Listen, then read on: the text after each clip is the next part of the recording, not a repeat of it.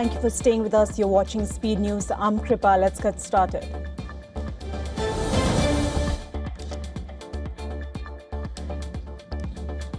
President Donald Trump has discussed a new Iranian proposal on ending the war with his top national security aides. Iran has proposed a mutual reopening of the strait, leaving the nuclear discussion for later in the process. According to reports, Iran has offered to stop its attacks on ships in the Strait of Hormuz in exchange for a full end to the war, including the U.S. lifting of its naval blockade of Iranian ports and the postponement of nuclear negotiations. White House confirmed that Trump and his team have discussed it. However, U.S. media is reporting that Trump and his national security team are skeptical of Iran's offer. ABC News, citing two anonymous U.S. officials, reported that the deal fell short of Washington's red lines.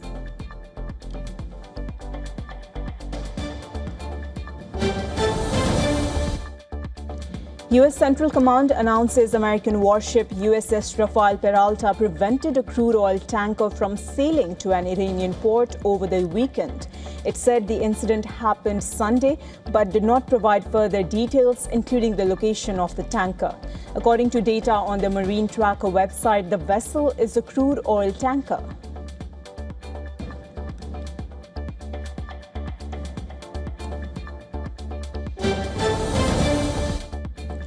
Lebanon's health ministry said Israeli strikes on the country's south killed 4 people, including a woman, and wounded 51 others, 3 of them children, despite a ceasefire between Israel and Hezbollah. According to an AFP tally of health ministry figures, Israeli strikes have killed at least 40 people in Lebanon since the fragile truce there began on April 17th.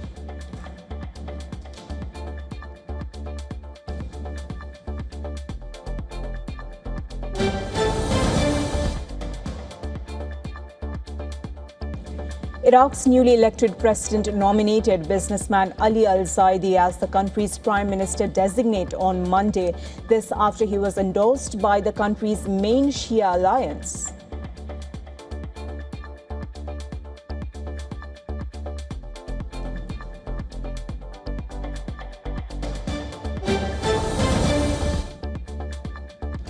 A man accused of attempting to open fire at last weekend's White House Correspondents' Dinner has been charged in court with attempting to assassinate U.S. President Donald Trump. 31-year-old Cole Allen faces a possible life sentence if convicted of attempting to kill Trump. He has also been charged with 2 firearms offenses, each carrying a maximum sentence of up to 10 years. Allen did not enter a plea at the hearing and has been detained pending his next court appearance on Thursday. Prosecutors told Washington court that Allen left his home in Los Angeles on 21st of April, traveling by train to Chicago, and on 24th of April, he left Chicago and arrived in Washington, where he checked into the Hilton on the eve of the gala.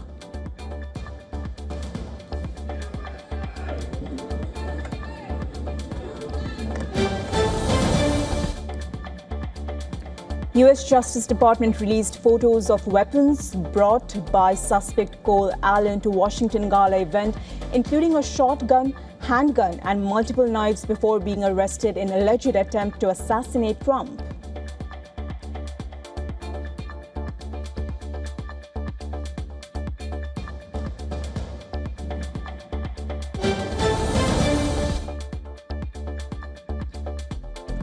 After over a month of a fragile ceasefire, Pakistan and Afghanistan have once again accused one another of carrying out deadly attacks along the border, sparking fears of a renewed conflict.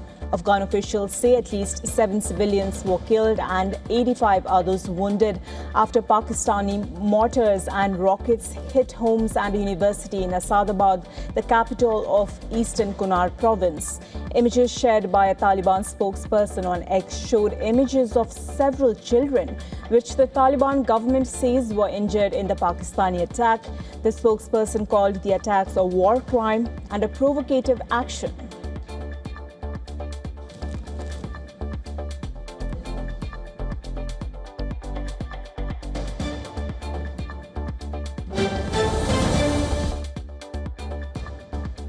Two trains have collided overnight in Jakarta, leaving at least 7 people dead and dozens injured. The collision took place in Bekasi rail station between a commuter line train and a long-distance train. The cause of the crash is under investigation, but according to a spokesperson for rail operator Kai, a taxi appears to have clipped the commuter train on a level crossing, causing it to come to a standstill on tracks where it was hit.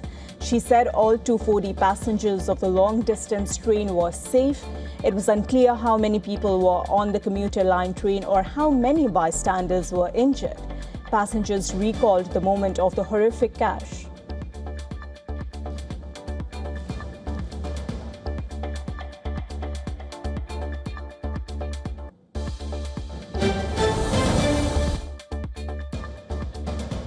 Mexican special forces have arrested top Mexican Jalisco cartel leader Odias Flores in the western state of Nayarit. Flores, a regional commander in control of swathes of CJNG territory along Mexico's Pacific coast, was considered a potential successor to Nemesio Oseguera, also known as El Mencho, who ran the cartel and was killed in a security operation in February. Security forces surrounded a cabin in El Mirador, where Flores was being protected by a perimeter of some 30 pickup trucks and over 60 gunmen.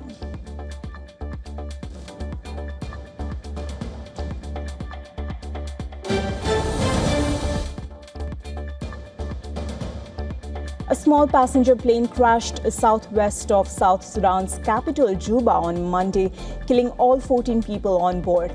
The aircraft, a Cessna 208 Caravan operated by CityLink Aviation, was flying from Yei to Juba International Airport, where it lost communication with air traffic controllers.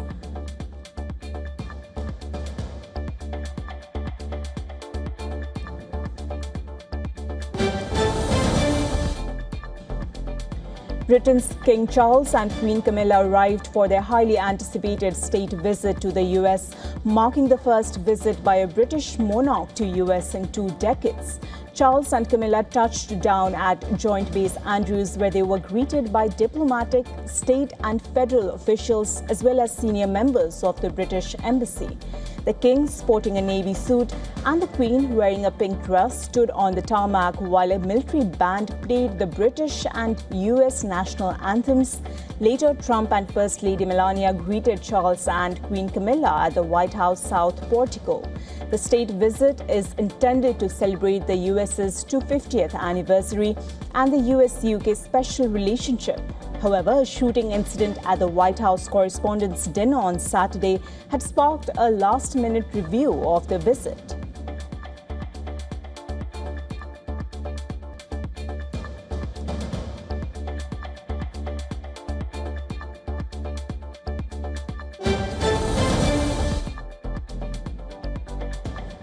Gunmen have killed at least 29 people in northeast Nigeria's Adamawa state.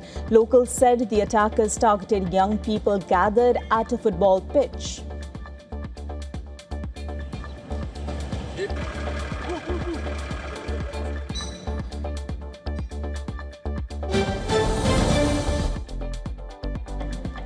Nigerian defense technology startup Terra Industries unveiled new autonomous defense systems. These included Intercept drones, mine detection vehicles, and battlefield intelligence software at a demonstration attended by senior military officials and government representatives.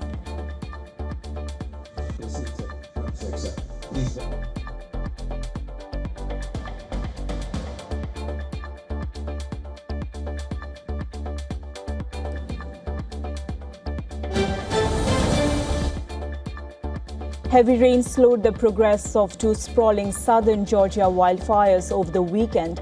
Torrential rains allowed crews to make some progress in containing the blazes that have destroyed more than 100 homes.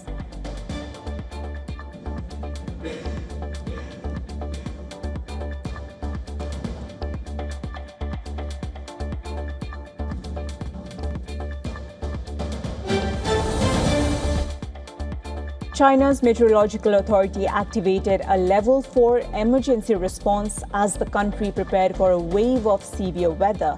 The National Meteorological Center issued a yellow alert for strong winds and blue alerts for heavy rain and severe convective weather across various regions. Strong winds are forecast for several regions of the country.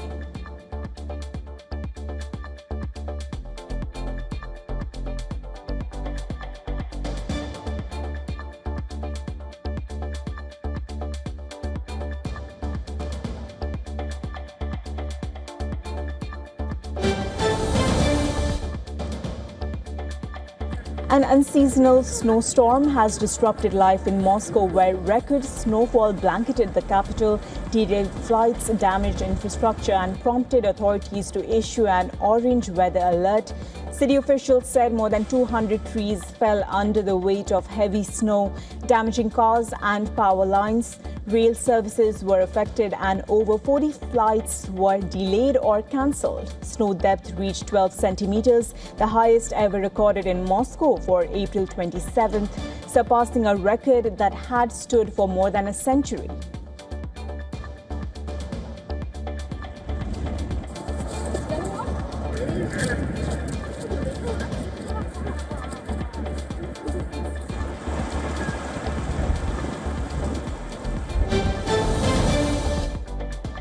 The India Meteorological Department has issued a yellow alert for Delhi, predicting light rainfall and thunderstorms expected to bring relief from the ongoing heat wave. Cloudy skies and intermittent rain are projected to persist until April 30th, with another possible spell in early May.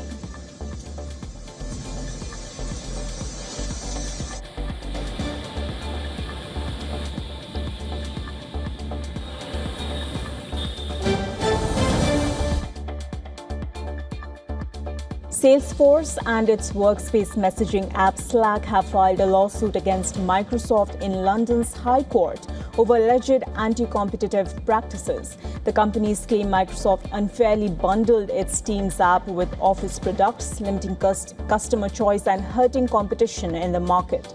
Slack had previously raised similar concerns with EU regulators over Microsoft's practices and market dominance in workplace software.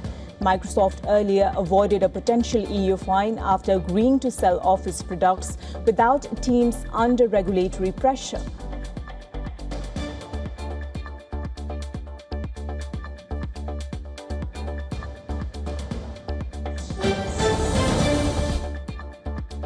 Medical device maker Medtronic has confirmed that a cyber attack on its corporate systems last week did not affect its products, patient safety, or even operations. The medical device maker said its manufacturing and distribution networks remained fully separate from the compromised IT systems. The company added that it does not expect any material impact on business or financial performance from the incident. The attack comes amid rising cyber risks for healthcare companies following a recent cyber incident at PS Stryker that disrupted surgical services.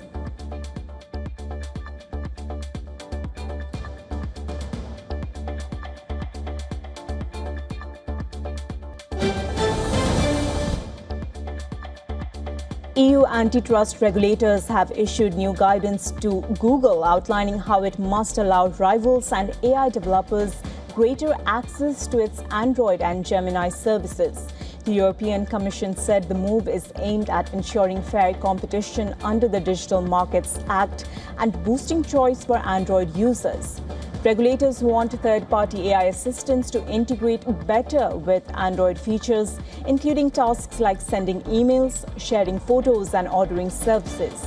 Google has criticized the proposal, saying it could hurt privacy, security, and increase costs while limiting device makers' autonomy.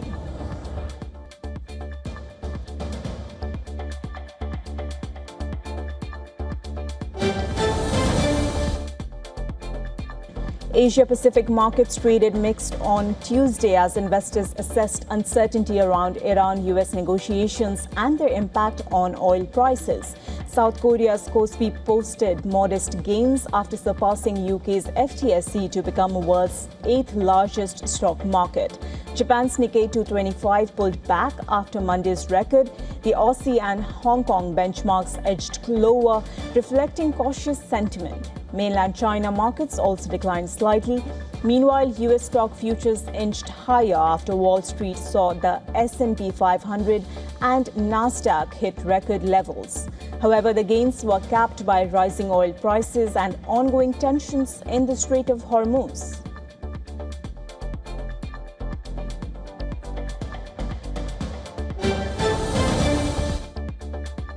Oil prices climbed on Tuesday as there were no signs of a resolution in the US-Iran standoff, raising concerns over supply disruptions. Brent crude rose above $108 per barrel, while US crude also inched closer to $97. Markets remained on edge over the Strait of Hormuz blockade. Analysts said limited progress in diplomatic talks and continued military tensions were keeping prices elevated. Investors are closely monitoring developments as any escalation could further tighten supply and drive volatility in global energy markets. The historic energy crisis has already started to reflect on demand, with consumer spending slowly significantly around the world.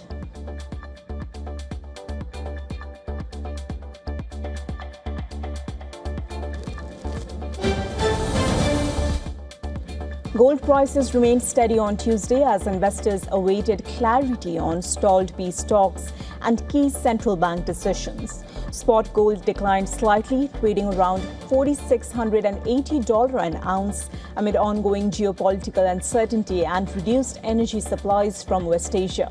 Markets are closely watching the US Federal Reserve, which is expected to keep interest rates unchanged, along with policy decisions from other major central banks. Analysts have raised gold price forecasts, citing strong central bank buying and economic uncertainty. Meanwhile, silver and platinum prices rose, with palladium traded largely flat amid mixed industrial demand outlook.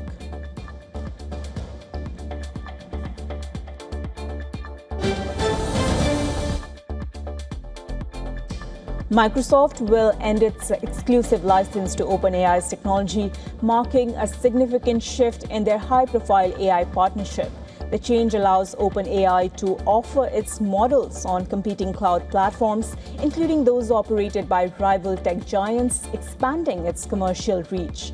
Microsoft will retain non-exclusive access to OpenAI's technology through 2032 and remains its primary cloud partner. The revised agreement also introduces a revenue-sharing cap and removes earlier provisions linked to artificial general intelligence. The move comes amid intensifying competition in the AI sector and growing regulatory scrutiny. This gives OpenAI greater flexibility while allowing Microsoft to diversify its AI strategy.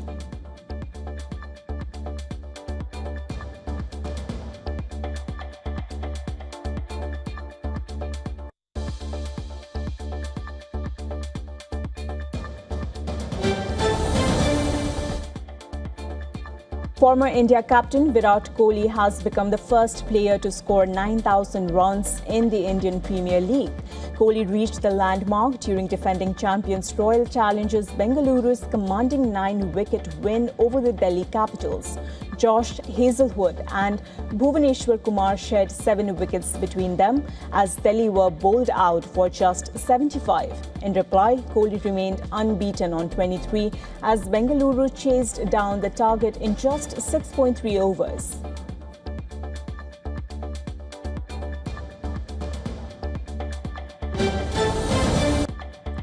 New York has announced free fan zones for World Cup viewing. This comes amid worries about the sky-high cost of watching the premier sporting event. New York City Mayor Zoran Mamdani was quoted as saying, "If the best things in life are free, so too should the World Cup fan experience."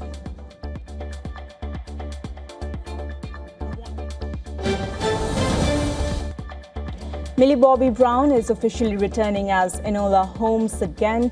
Netflix has announced a July release date for the 3rd installment, and the streaming giant has dropped a series of first-look photographs showcasing the teenage detective embarking on her latest high-stakes mystery on the streets of Victorian London.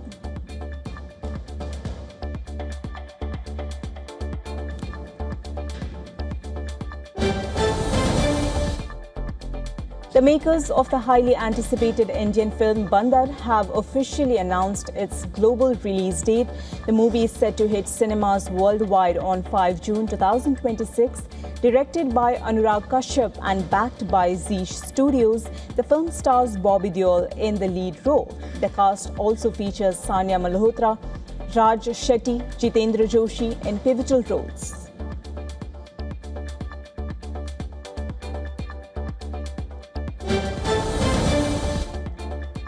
The music world is in mourning following the passing of Nedra Talley Ross, the last surviving member of the iconic 1960s girl group, the Ronettes.